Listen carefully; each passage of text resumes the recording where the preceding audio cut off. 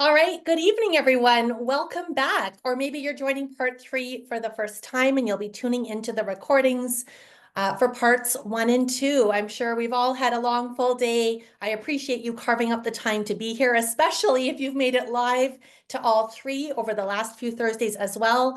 We're going to get started. Please note that this is already being recorded and the recording will be available to you on the Community Natural Foods event page for this event tomorrow, likely within the first half of the day. A few housekeeping reminders before I introduce myself and get started.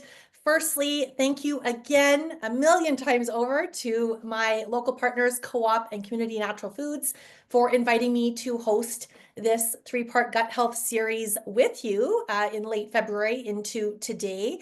I can't appreciate them enough as very supportive local partners, and I look forward to speaking to the incredible things they have to offer throughout tonight's presentation.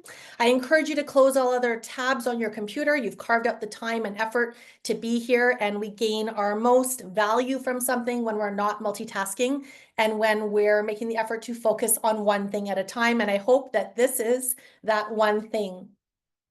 Next, there is a Q&A tool. You are welcome to put questions that arise as we go in the Q&A tool. And near the end of the webinar, I will get to as many questions as we have in the time that we have together with what's posted in there. I might pause periodically through the webinar to answer questions as we go, time permitting, of course. And that's it for now. I hope you will stay with me for the entire hour so that you can see the full picture of tonight's webinar and then piece it together with part 1 and part 2 that you've seen already or that you're going to watch the recordings of, so that you have the full picture, because they are designed to be enjoyed as a series. I'm just going to make sure my screen is organized here, and then we're going to get started. I can't wait to dig in. Okay, let's do it. Exploring testing options and tips for maintaining gut health. Here we go. The agenda for this evening, if you were here for parts 1 and 2, some of these slides you'll see again, as you did in parts 1 and 2, because we're looking at this through a different lens each Thursday evening. And tonight it's through the lens of environmental pollutants and environmental impacts on our gut, following the nutrition and the lifestyle practices we dove into in webinars 1 and 2, and also, the testing options out there, and more importantly, if and when they are needed with your unique gut repair and healing journey. So why the gut is ground zero for thriving health as it relates to what we're talking about tonight, environmental factors impacting our gut health that we may or may not be aware of as of yet, how gut inflammation starts and progresses with that connection to environmental factors tonight, how this weaves in and supports my overall approach with clients to gut repair and healing as a culinary and holistic nutrition practitioner that is gut focused. We're going to talk about some top root causes of common gut issues. What are these stemming from? Because if we're not supporting the root cause deeply, which is often the missing puzzle piece for many people I speak to, that is not going to, if that's not being well supported, the longer gut repair and healing change is going to be hard to attain. How to approach identifying and supporting underlying gut issues. Will testing come in the picture at some point or not? And the sequence of action steps to consider moving forward from here after tuning into these 3 webinars. So I hope you're ready. I sure am. I'm getting my second win today. Here we go. As you saw with the last 2 webinars, quick disclaimer, I'm not a medical professional. I'm a culinary and holistic nutrition practitioner and clinical practitioner in this field. Therefore, the information I'm sharing is wide-reaching with these webinars for informational and educational purposes only. It is not unique to your physiology and your unique health and medical journey. So if you're thinking of implementing anything new, please consult with your primary medical professional or the nutrition practitioner you may already be working with, or maybe you'll be a new client of mine after this is complete. We'll see. For those new to this webinar this evening, my main niche as a nutrition practitioner over the last 8.5 years is to help high-performing adults who are juggling all the things day to day, whether it's an autoimmune gut disorder like celiac, Crohn's, or colitis, or a non-autoimmune gut disorder like some of the conditions I've listed here on this slide. I am supporting you with a solid foundation for the short term and the long term to support repairing your gut, regaining energy you have lost, and really releasing the life-interrupting symptoms that are plaguing you every day and hindering your ability to feel the best in your body and enjoy the greatest quality of life possible. I do this work in this niche as my second career after a successful elementary teaching career that burned me into the ground over time because of my own digestive autoimmune condition, ulcerative colitis, for the last 20 years or so. Through everything I've learned as a practitioner and in supporting my own journey and the journey of others, health absolutely starts in your gut. I'm sure you've heard this before, as the first point of contact with things being breathed in, or ingested or consumed as whether it's solid food or beverages. That is really the first point of contact with our internal environment. So my work is to help clients get into sustainable, suitable action for their unique health and medical circumstances and what they need now and for the long term so that they can feel their very best, most days of the month and not just once a month. Like some clients report when we first partnered together, you deserve to feel your best most often. I provide service offerings to clients in a few different ways to give you a sense of who and how I practice, who I am and how I practice. I have different, degrees and depths of support with coaching clients, anything from 3 months to 6 months to a 5-month opportunity where they're working one-on-one with me, but also moving through a self-paced online program as the deepest support I can offer someone. I've also enjoyed over the years corporate wellness workshops, lunch and learns, public workshops like these in person and online, and grocery store and health food store tours, a variety of things. And that's what I love about the field, being able to work in different capacities. As I noted before, my background's in culinary and holistic nutrition, and former elementary school teacher of many years. So I do have the education stuff in my bones, and I spend a good part of my week as well right now in the Cummings School of Medicine at Foothills Medical Center, supporting the med students there and the undergraduate students in that faculty with all kinds of health and wellness-based programming. All right.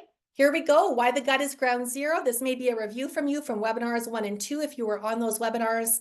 But those 4 main purposes of our gut, our digestive system, from our mouth down to our anus and everything in between, is to take in food and nutrients, digest and metabolize and break those nutrients down, absorb through our small intestinal wall into our bloodstream what those foods and beverages have to offer, natural supplements, whatever it might be, and then elimination of what our body can't digest and break down, those outer skins of fruits and veggies, for example, that are meant to bulk up our stools to allow us to eliminate waste with soft formed, easy to pass bowel movements, ideally 1 or more times a day. We also eliminate excess estrogen and other sex hormone metabolites through our bowels. So we're detoxifying in more ways than one.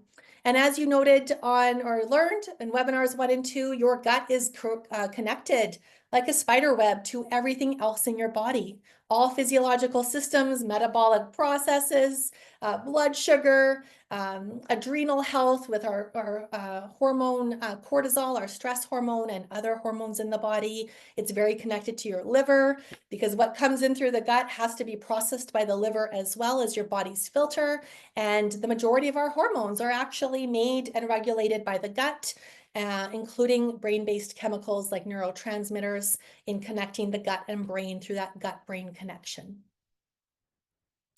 So webinar 1, we dove into nutritional factors impacting gut health. Webinar 2, we dove into lifestyle practices or lack thereof that impact our gut health. Tonight, let's look at environmental factors in our environment, locally or abroad, if we're traveling internationally, for example, that impact our gut health.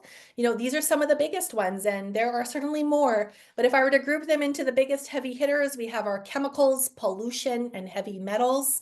This can be anything from pesticides and herbicides on our food, which are endocrine or hormone disruptors. These things we try to minimize through the Clean 15 and the Dirty Dozen from the EWG. We wash them really well. Preparation is a lot of this factor here with what we do in our kitchens. When we can minimize this, it helps to reduce the oxidative stress on cells and tissues in our body. And if you haven't heard of oxidative stress before, this is really that balance or imbalance of what are called free radicals that contribute to damage to our cells and tissues versus antioxidant nutrients from food and beverage that neutralize those free radicals and help detoxify that stress out of the body.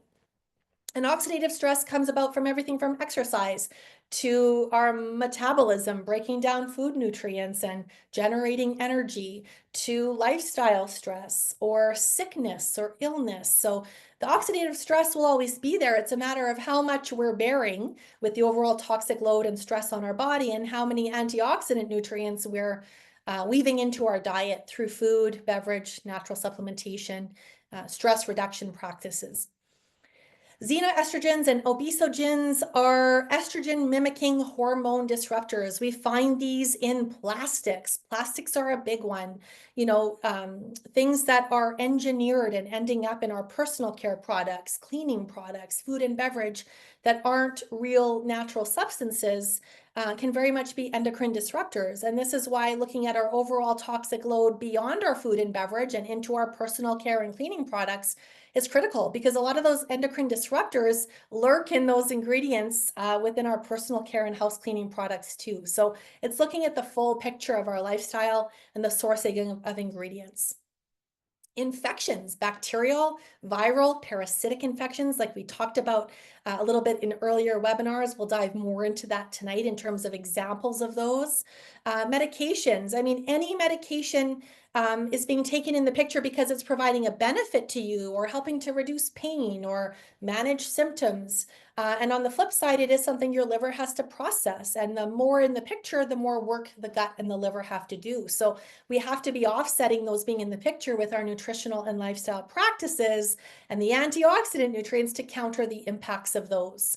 NSAIDs are basically your non-steroidal anti-inflammatory drugs, common painkillers like Motrin, Aleve, Advil, aspirin, Tylenol, things like that. Vitamin D deficiency. We know where we live. We're automatically guaranteed deficient in vitamin D, not getting enough sunlight or low levels of active vitamin D in the body. That is just one of many gut and immune regulating nutrients. So, nutrient deficiencies can contribute to poor gut health inevitably. And that leads into the last one. Micronutrient deficiencies are vitamin and mineral specific deficiencies. So things that are coming about from, constant insults to the body that are not being offset with our own habits and practices will also contribute to oxidative stress on our cells and tissues. Okay. All right, let's keep going. You saw the next few slides in webinars 1 and 2 as well, but these are new to those joining us tonight. How gut inflammation starts is really a state of dysbiosis.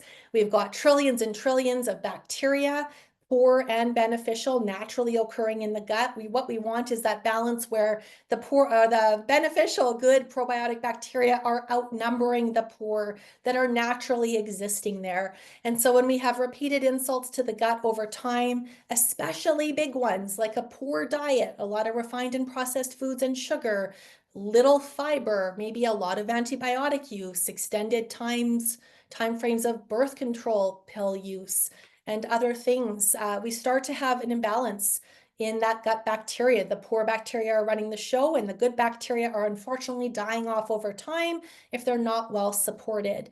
And that imbalance in our gut microbiome, which is really our intestinal tract where these bacteria all live, particularly your large intestine or colon, is really where we start to get that state of chronic inflammation developing over time. Things are brewing under the surface that we may not know about until this imbalance starts to surface as symptoms. These symptoms can be things wider reaching than these, but these are these classic gut and bowel-based symptoms that are associated with, that chronic state of inflammation in the intestinal tract, dysbiosis, and, things that happen in the gut don't necessarily stay in the gut. They can spread into our reproductive system and start impacting our menstrual cycle. They can spread into, our skin organ in the form of acne or eczema or psoriasis. This can spread into depression or anxiety with that gut-brain connection. So things start in the gut, but they can certainly seep out and impact other parts and systems of the body. We talked about leaky gut or intestinal permeability in webinars 1 and 2. I'll speak to this one last time today. That 1 cell thick lining of your small intestinal wall is the most critical barrier in your gut. It's really like a fortress, keeping out poor bacteria and toxins and pathogens or disease-causing organisms, and letting the nutrients, the vitamins, the minerals, the antioxidants, the water through into your bloodstream to be carried to your cells and tissues. So if our gut bacteria is in a really poor state, especially over an extended period of time, we're going to see that small intestinal wall and its gut lining, its mucus lining, start to diminish in function and integrity over time. And so, the good bacteria that live in the healthy mucus layer along that small intestinal wall are starting to reduce in number and die off. The mucus lining is starting to thin out. It may even become mostly non-existent. And microscopic holes between those cells that are tightly held together by proteins start to develop. And this is where that term leaky gut or intestinal permeability comes from, in that we now have microscopic holes allowing poor things into the bloodstream. And to show you an image here, this is really a good illustration of, tight closures, tight proteins holding those cells together of your small intestinal wall, that 1 cell thick layer, really sifting through and sorting through and filtering what goes through and what doesn't into the bloodstream, versus a leaky gut where it's opening the floodgates to what then enters your bloodstream, sets off your immune response, and allows these poor bacteria or toxins or undigested food particles like protein to reach the greater area of the body. And that's really when systemic inflammation starts, and we start to see the rise of more and more food sensitivities, food allergies, seasonal allergies, mental health conditions, skin conditions, autoimmune disorders. These are the precursors that lead us to those things. I'll wrap up the first section here for those who are new to this webinar with my approach to gut and healing. It really is thorough and comprehensive, and really has evolved over time to become, just something else in taking clients' health to the next level. The first step is always to assess and remove what gut health disruptors are in someone's picture between food, beverage, stressors, environmental insults, and start making an action plan to start weaning those out of the picture so that we can get into a less inflammatory state. Tonight, we'll be talking a little bit about those deeper underlying gut issues that may or may not be existing in someone's body, that are often, those missing pieces holding someone back from getting the answers they need to know how they need to deeply support themselves. Because if we're missing step 1 here and we're not doing a thorough, deep, good job of it, it really has a huge impact on how the rest of the process looks and how good we actually feel over coming months and coming years. Step 2, once we've got step 1 actively dialed in and building momentum and consistency, this is where I help clients to start to re-engineer their gut health and how their gut and digestive system is functioning for them day to day. There's always going to be some sort of digestive support in the picture. Nutrient deficiencies that have been measured or are very likely based on symptoms need to be supported, because sometimes vitamin or mineral deficiencies are fairly significant, and without bringing those up to status quo and more desirable levels, other gut functions aren't going to function well.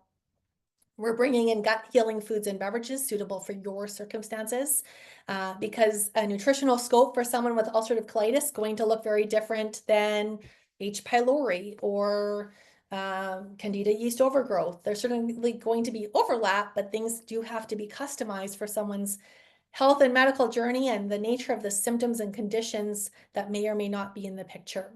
And really building that strong nutritional foundation, helping clients to understand the macros of fiber, fat, and protein that we really dove into in webinar 1. Next step, once we've got the food and beverage dialed in with momentum and consistency, we're really starting to focus on bringing in more good bacteria through probiotic-rich foods if suitable for someone at that stage, and prebiotic fiber that feeds the good bacteria of your gut so they have a food source to survive as they enter the body. Gut barrier closure is really the later stage as we're moving through this process, sealing up that small intestinal wall lining, supporting that mucus layer where the good bacteria love to live. All of these things need to be considered with the bigger picture of what's going on. And as you saw with webinar 2, the self-repair optimization is in the picture in an ongoing way from the beginning, supporting your mindset, your nervous system and stress load, the kind of movement and exercise you're enjoying day to day or week to week, and optimizing your sleep with strong sleep hygiene, which is often a piece with clients and in my own journey that really needs some focused attention is our sleep habits and how we approach heading to bed and what our sleep looks like as a result. All right, before I dig into the second half, I'm just going to pull up the Q&A here and take a sip of water. Can you talk more about endocrine disruptors and weight management? I use the Yuka app and lots of barcodes I scan indicate that the chemicals reducing the score are hormone disruptors. Yeah. Another great site is the Environmental Working Group Skin Deep Cosmetics database for personal care products like makeup, shampoo, conditioner. These are great apps. They basically give you an overall score, typically 1 to 10, 10 being very toxic, 1 being very clean in comparison. And then they often rate on a scale of 1 to 10 each individual ingredient that has been researched or that they have enough research about to put in the database. So endocrine disruptors and weight management. I mean, weight management issues, the gaining of weight, the holding on to weight, it all comes down to inflammation. This is a great question. And what we've talked about in these 3 webinars as a trio is how we start to reduce active inflammation. It's multifaceted. It's food, it's beverage, it's lifestyle practices, it's environmental exposures, and it's the ingredients in anything and everything we use. We're not looking to become paranoid about these things, but we do have to have an awareness and an effort made in looking at ingredients and understanding what those ingredients are so that we can be choosing the least toxic options within what our budget and lifestyle allows without letting it become all consuming, of course. And so this takes place over time. It's not a complete 180 overnight or in a few weeks, but yes, how you're going to improve weight management is by reducing active inflammation, figuring out the root cause gut issues that are going on, and having an action place to support. Because the body will not release weight until it feels safe to do so, which means your nervous system needs to be calm, your blood sugar needs to be balanced, which is often a missing piece, and we have to be reducing the toxic load as the nutritional things come in. And that's exactly the work I do with my clients. Great question. All right, quick sip of water. Examples of root causes with gut issues. Here are 4 big ones. They're by no means the be all end all, an exhaustive list, but there's 4 of the biggest ones. Digestive insufficiency, which means our body, as it ages, it's going to lose the volume and potency of its stomach acid. Our stomach acid when we're 40, 50, or 60 is not the same as it was when we were 10 or 20 or even 30. Stomach acid decreases over time.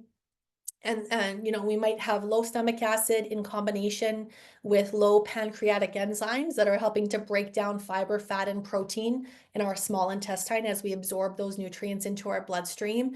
This is a huge area of focus with my clients and I at the beginning because our stomach is, that first organ that's churning and breaking down our food after we chew it very well.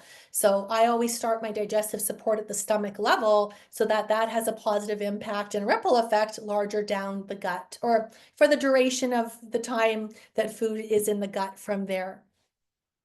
Digestive insufficiency, whether it's low stomach acid, low enzymes, or both, can really contribute to vitamin and mineral deficiencies of particular types because we actually these nutrients I've listed here, calcium, iron, magnesium, B12, vitamins A and C, we liberate those from our food by having enough stomach acid to break down the food very well. So if we have low stomach acid, we might not be reaping all the nutrients these foods have to offer. And so nutrient deficiencies can come about at the stomach level, high up, before these things even get lower down into our gut. A congested and sluggish liver from a high toxic load. I mean, it's like the filter on your car. It's filtering so many things your car is coming into contact with as it drives through our environment. Your liver is your only filter. And it has over 500 functions. So if it's going to be working very well for you, it needs to be supported through food and beverage and in some cases, natural supplementation, depending on what someone needs. So we've got to help support the liver through things we're doing daily, through food and beverage alone.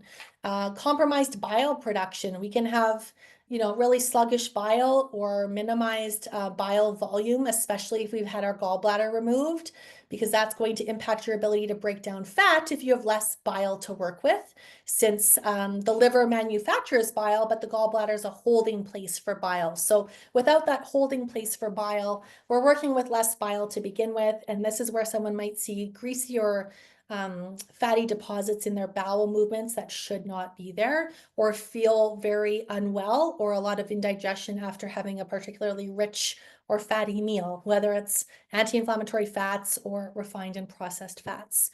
Inflammatory gut dysbiosis, this is where we have little good bacteria, too much poor bacteria running the show.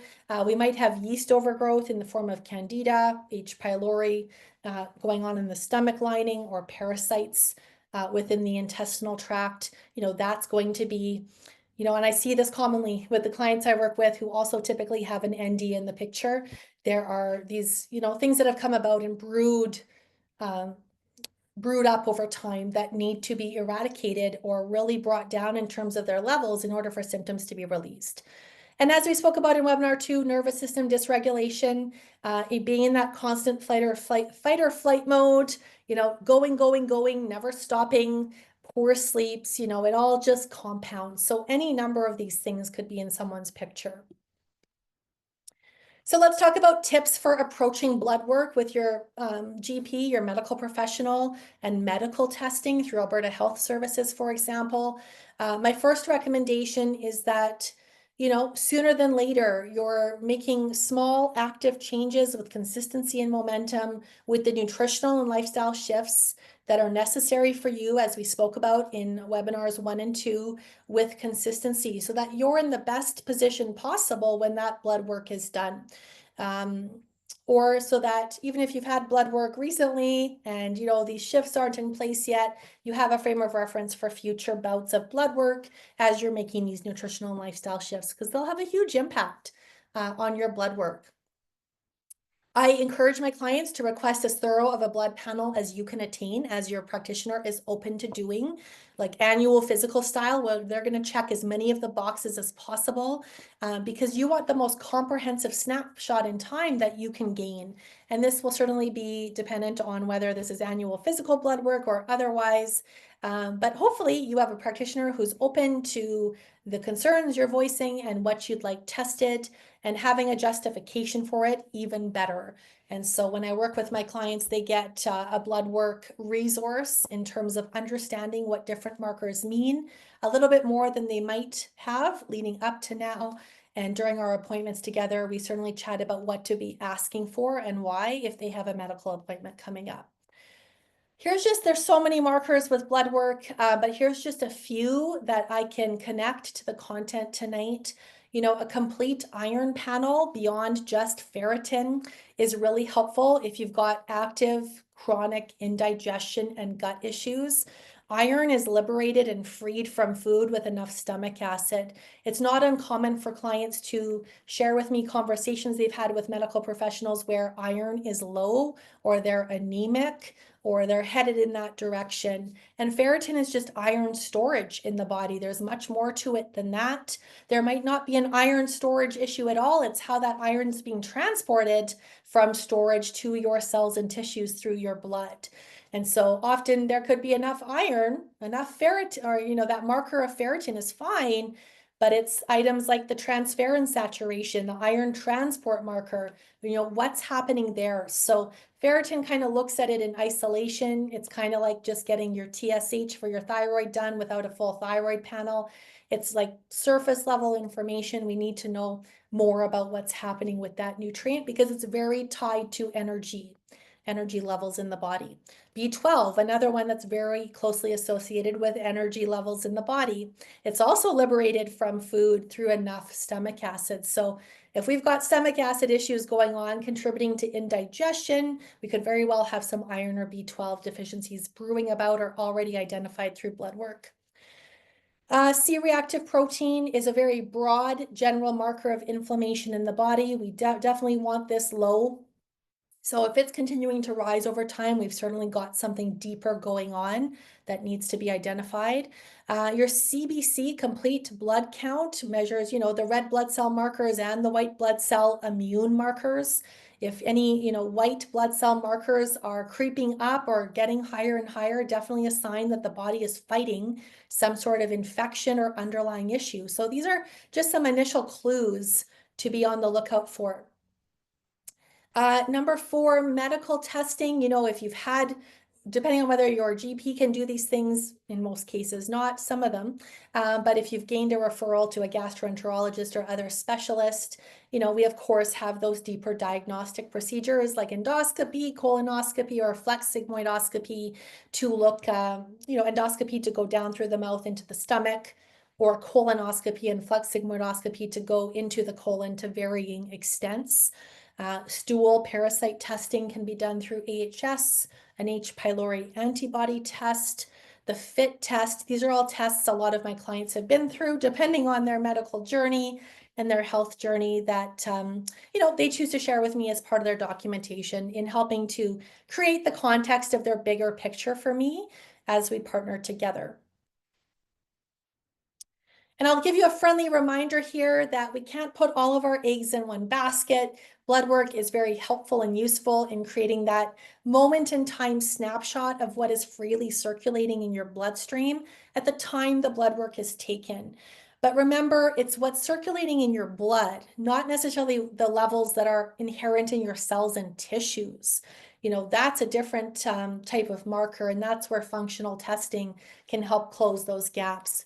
Blood work is one piece of the picture. It certainly cannot be the only thing we're looking at with underlying gut issues, because nutrient deficiencies or high white blood cell numbers or high C-reactive protein, they give hints at the fact that there's inflammation and the body's actively fighting something, but these markers don't identify what that root underlying cause is by any means. So they're just clues that form part of the bigger picture with other sources of information needing to complement that. And that's why my onboarding with clients is so comprehensive up front, because we need all the information we can get to know what kind of custom personalized protocol I need to create for you. I'm going to take a quick sip of water here. Let's look at the Q&A tool one more time. Any correlation between gut inflammation and hair loss? Absolutely, because inflammation starts in the gut. It can certainly impact the hair follicles as well. That's just hair loss or thinning hair can also be very connected to thyroid stuff. It can also be connected to adrenal or endocrine stuff with adrenal hormones, chronic deep stress, that chronic fight or flight mode. It can be contributed to by nutrient deficiencies. So that's kind of multifaceted too. If we eat a healthy, varied diet, do we still need to take supplements? Yeah, that's the exact conversation, one of them I work through with my clients. I'm really looking at all of their symptom reporting, what their diet is like right now and has been over time, the insults to their gut over time, whether known about or inadvertent at the time. Yeah, supplements, they're not needed by everyone, but they're benefited by for many people. A lot of supplements are designed to come into the picture for the short term to help correct deficiencies, especially digestive insufficiency, like digestive supports, and then they're meant to make an exit. They're designed to come in and out of the picture as needed, because what our body needs during different ages and stages and decades of life is going to differ. And so sometimes we need them for acute periods of time, whereas others can safely be taken long term. So that's, the conversation I navigate with clients, including cleaning up their supplement load when they come in with me and deciding what will stop, start, and continue. Okay, I'll try to get to a few more of these. The root cause for constipated IBS. Yeah, we'll dig into some of that with the future slides here, because IBS is the catch-all term for those classic gut and bowel-based symptoms. There's always a root cause. IBS is not the root cause. Okay, I'm going to come back to those. Let's keep going. How to approach attaining other testing besides what our medical professionals and Alberta Health Services does for us. My first tip here, which is the whole purpose of webinar 1, webinar 2, and even a good part of webinar 3 here, is that our anti-inflammatory nutritional and lifestyle practices need to be in the picture. They need to be building momentum and consistency for a reasonable period of time. I'd say at least 90 days of consistent efforts to see those deeper shifts start to happen. Our body doesn't, if we change our diet up within the first week, of course, our bowel movements will probably improve.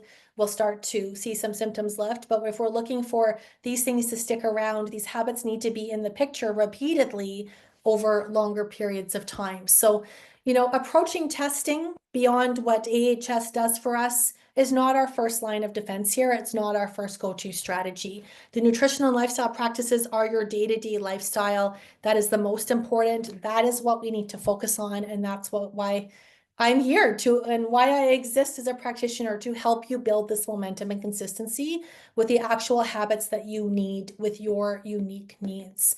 If down the road in your journey, 90 days in, 6 months in, 5 years in, something's not budging and you've got great consistency going with the nutrition and lifestyle habits that are suitable for your circumstances, then we might look at referring you to someone qualified to do functional testing, which is out-of-pocket funded, such as through a naturopathic doctor or a functional medicine practitioner. I'm going to walk you through a few different functional tests out there that these practitioners provide, or other practitioners, if they're qualified to do so with their unique journey of training. This one I know a lot about. I've been deeply trained on it because a lot of my clients have an ND or a functional medicine practitioner in the picture who has recently run this test for them, or who runs it during their time with me as well. And so having seen these tests in many people's journeys, I am deeply trained on this to understand what those test results show and to understand the protocols my clients are being put on by practitioners, so that I can mirror the nutrition and lifestyle practices with their therapeutic protocols that could involve natural supplements to kill off bacterial overgrowth or kill off overgrowth of yeast, and so on. This first one being the GI map, Gastrointestinal Microbial Assay Plus by Diagnostic Solutions.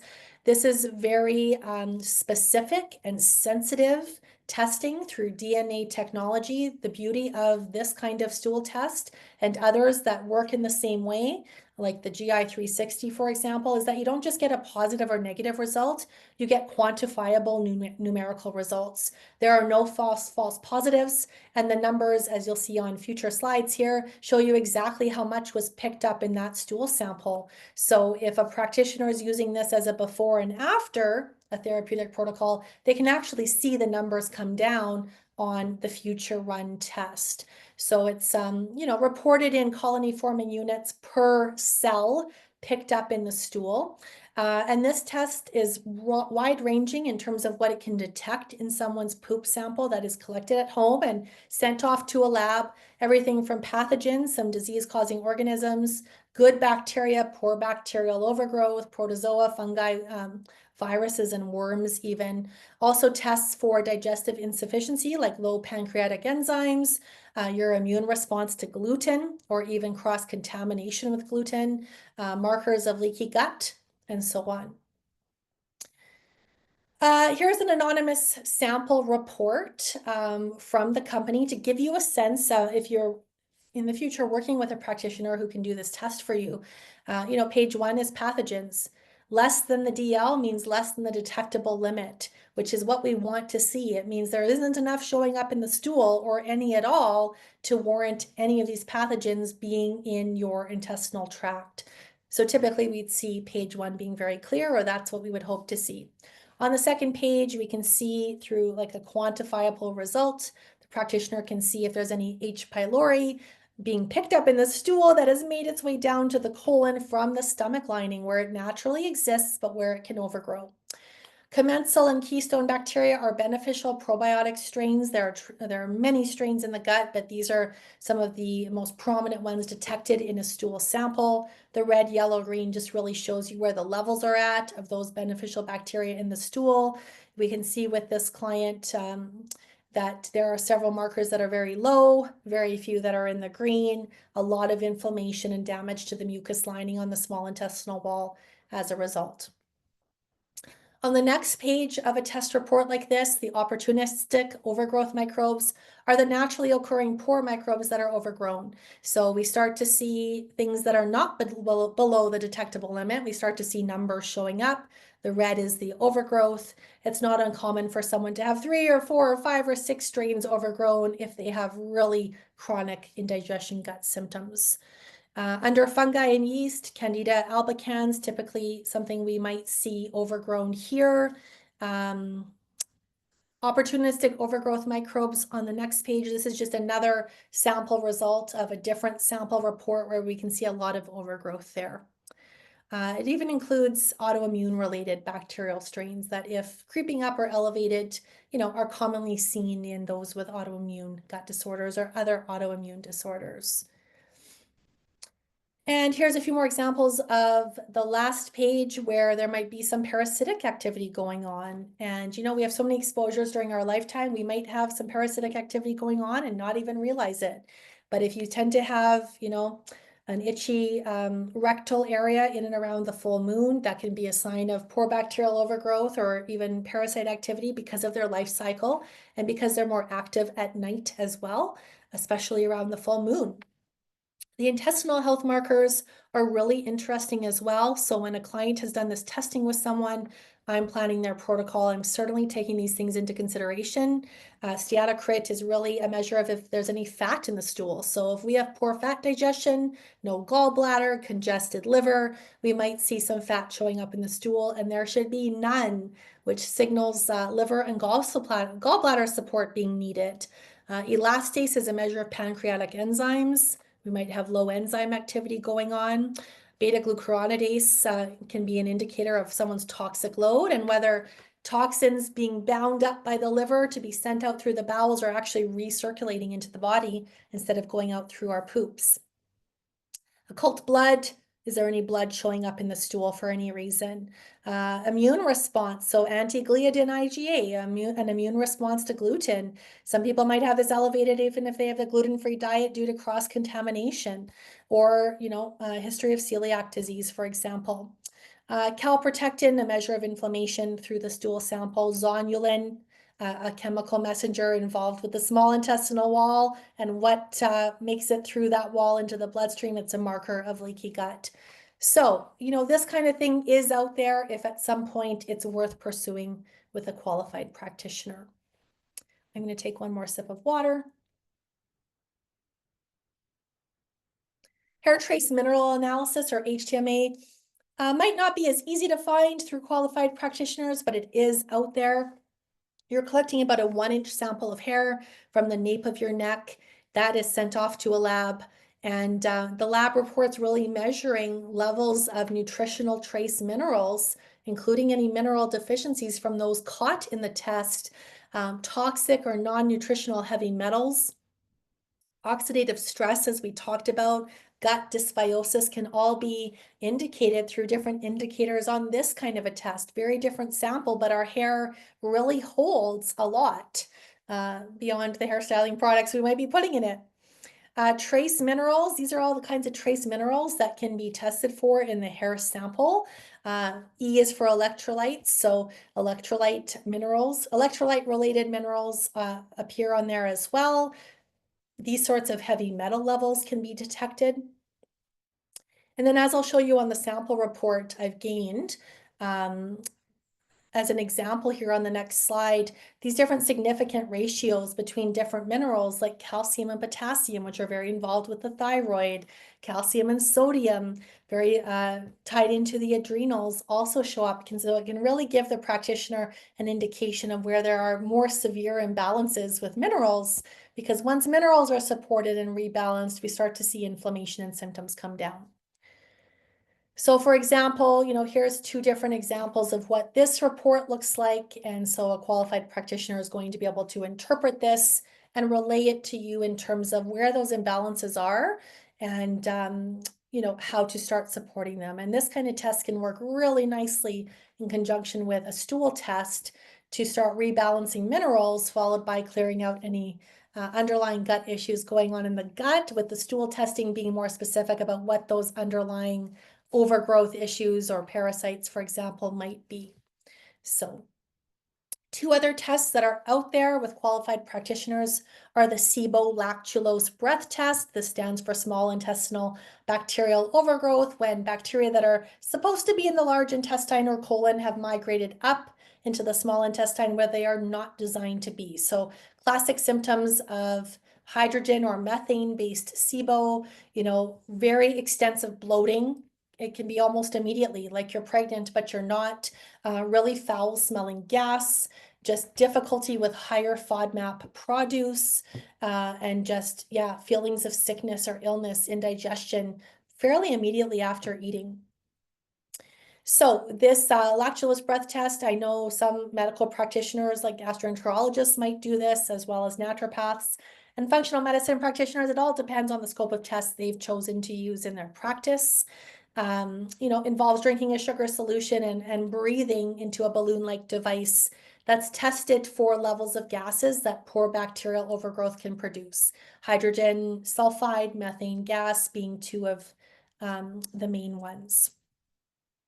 So someone, soliciting this kind of test, whether they're medical or a naturopathic doctor as an alternative medical professional, can then take someone on the necessary antibiotic-based protocol from there. The last one, I don't have direct experience with this one, but I know a little bit about it. It's out there as another functional test. It's a pretty comprehensive urine-based test, the organic acids or OAT test. Organic acids in the body are basically the byproducts of the different metabolic pathways that break things down in the body. This is just a more comprehensive test than a stool test because it's measuring, intestinal microbes and toxins, yeast overgrowth or mold exposure, for example, but it's also looking at the mitochondria in your cells and how well they're functioning and generating the energy that comes out of your cells. They can measure different neurotransmitters like brain-based chemicals involved with that gut-brain connection. They can look at particular amino acids that build up the protein chains in your body. They can see how your liver is doing in terms of its detoxification pathways as your body's filter, and it can look at the nutritional status of particular vitamins or minerals or cofactors or nutrients that help metabolic processes and pathways in the body to happen. So any of these tests is a snapshot in time. Like with your blood work, they're just deeper and more specific than what blood work alone can often do. So in summing that whole section up, where do you start? Like I mentioned earlier, we have to have a handle on the nutritional and lifestyle fundamentals first. This is the meat and potatoes of what I do. Be building the momentum and consistency with small habits that are compounding over time. Many small steps make for one massive leap, right? We have to have this dialed in. And this is, what people need help with and support and accountability with when they reach out to me. They've tried things, but they're not staying consistent, or they've tried different things and they're just so overwhelmed and confused, understandably so, with what is actually right for them and if they're on the right path for what their health and medical journey needs. If we don't have a handle on this stuff and we're not building any momentum and consistency with it, we will never know. Impossible. We'll never know how positively your body can change and respond and feel to the nutritional and lifestyle aspects alone. And that's why testing is not the first line of strategy here. So I'm going to take a quick sip before the last few slides. Let's pull open the Q&A here. I'll try to get to a few more, and you'll have my email on the slides at the end here if there's any burning questions after tonight's webinar.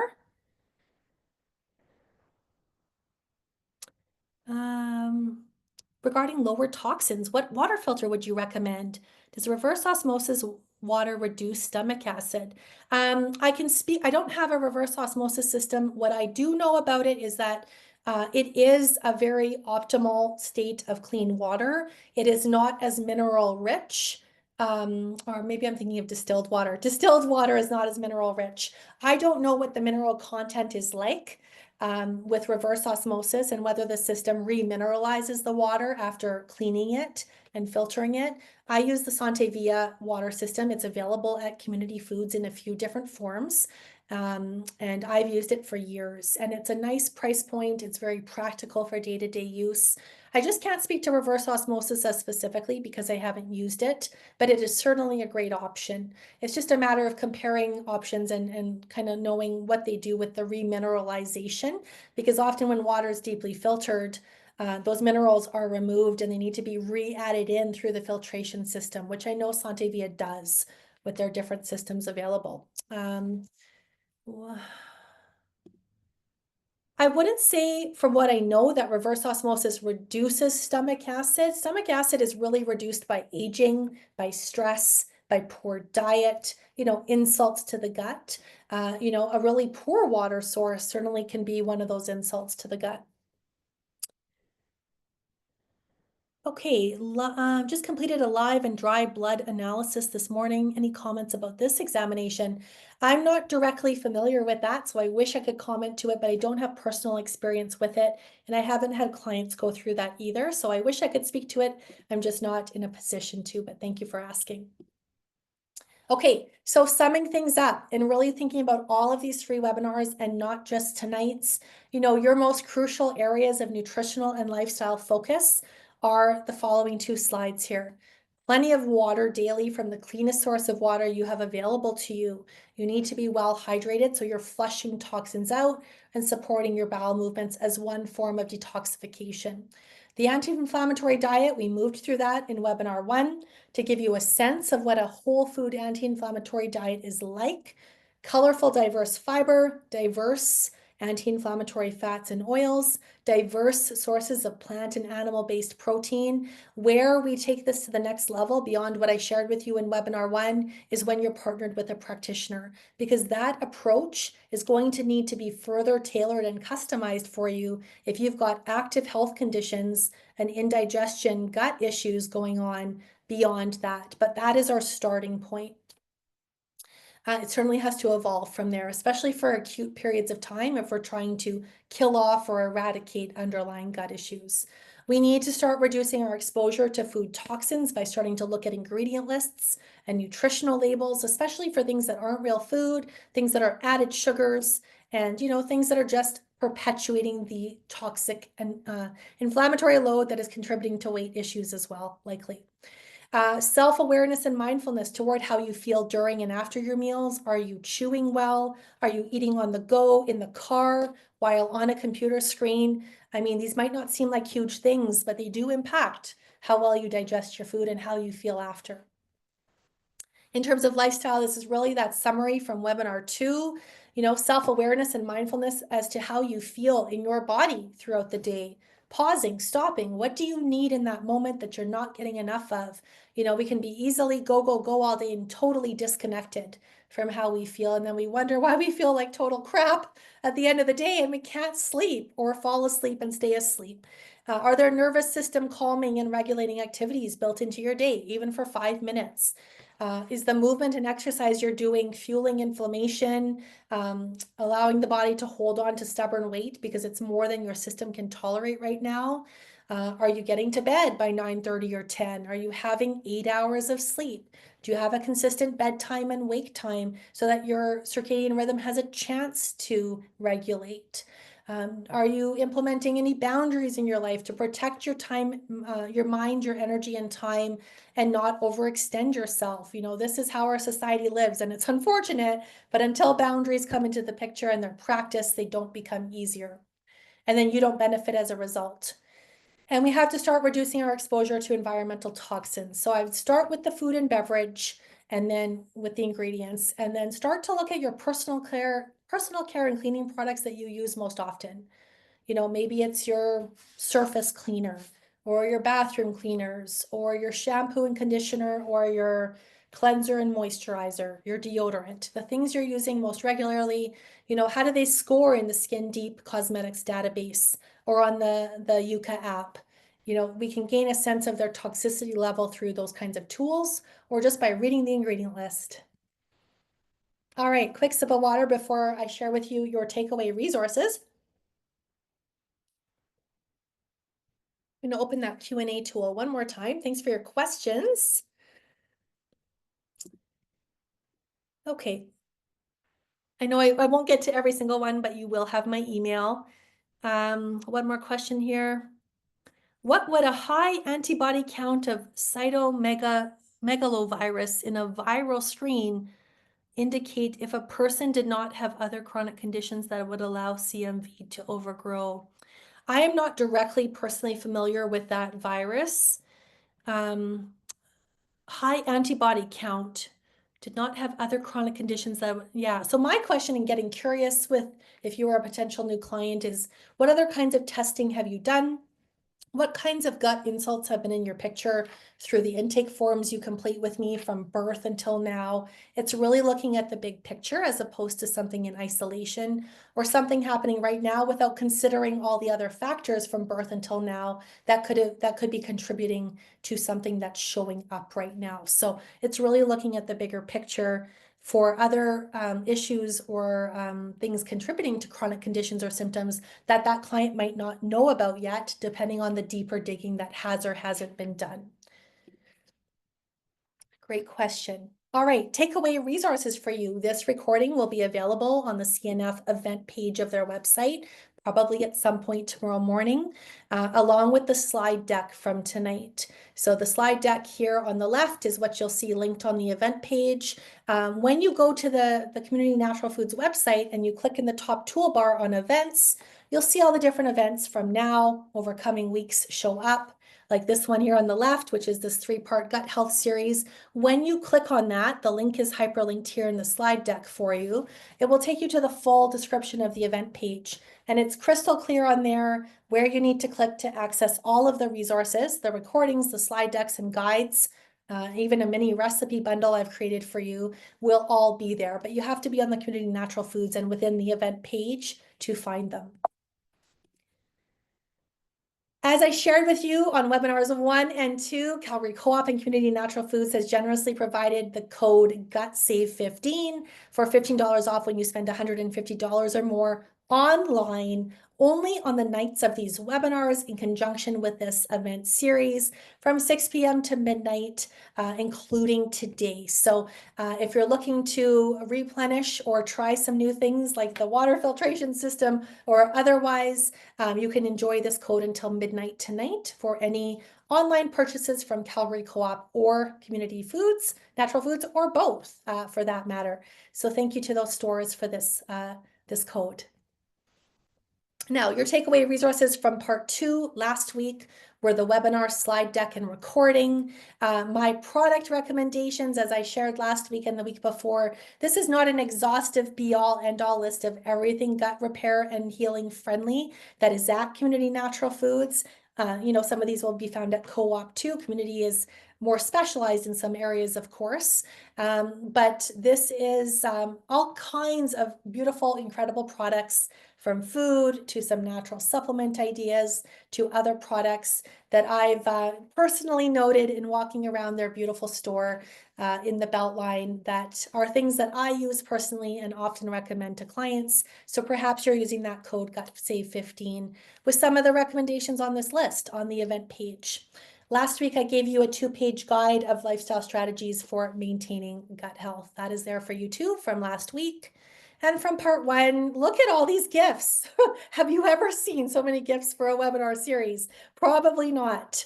The webinar slide deck and recording from part 1, key gut health nutrients and example foods in those categories. Again, the product recommendations from Community Natural Foods itself.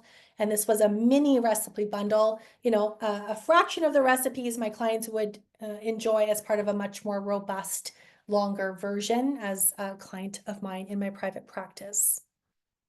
A few last things before we wrap up and I take a look at any final questions. I can't believe we're right on time. Thank you for being here until the end. An upcoming event in Calgary and Toronto is the 2025 Canadian Holistic Nutrition Conference. This is put on annually by the Canadian School of Natural Nutrition Alumni Association. This is the school that I'm a graduate of as a holistic nutrition practitioner. It is open to the general public and, of course, any and all health and wellness-based practitioners. So if you love learning from inspiring speakers, you love trade shows of natural health and wellness products, you love being in a like-minded community, meeting new people, having new conversations, making new connections, this is where you want to be. I really enjoyed being a speaker last year, and I look forward to being there as a volunteer on April 12th here in Calgary. Hopefully I will meet you in person if you come say hi and you're there, so that I know that you're there. And in the slide deck, you can visit this hyperlink here to snag your ticket. Here's where I hang out online. I encourage you to visit my website, my Instagram handle. Give me a follow if you're looking forward to being in tune with my content moving forward. Here's where you can find my public Facebook page and business page. And here's my email address if you'd like to reach out and inquire about my service offerings and what it would look like to be a client with Jessica Pecush Nutrition. And lastly, I'll just drop this link in the chat here. Let me just pull up the chat real quick. Just a sec here. Oh, it won't let me paste. That's okay. The here is hyperlinked in the slide.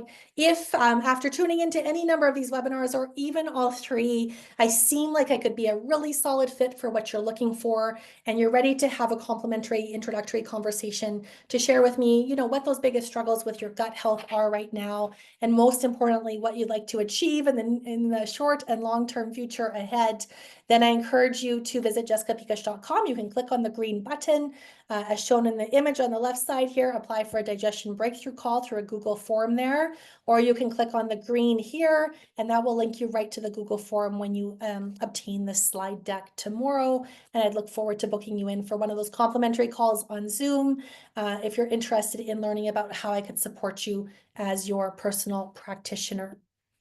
And that brings us to the end of the slides. I'll open up the Q&A tool one more time here. Thank you. This has been very helpful. I've appreciated your time. You're very welcome. I appreciate you being here, because just by being here, you're taking action. And action doesn't start if we're present and in scenarios and having conversations that matter and that actually move us forward. Thank you for all your great information. Much appreciated. You're welcome. All right, well, we'll consider this a success. It was my pleasure to deliver these 3 webinars to you. They certainly give you a really strong sense of who I am as a practitioner and how I can support you. And once again, thank you to Calgary Co-op and Community Natural Foods for always being such a trusted source for natural health and wellness, and for bringing such a wonderful variety of speakers to their in-person and online-based events time and time again. Wishing you a great night, everybody. Bye for now, and I hope to see you in the future or at the the Holistic Nutritional Conference here in Calgary on April 12th. Bye for now.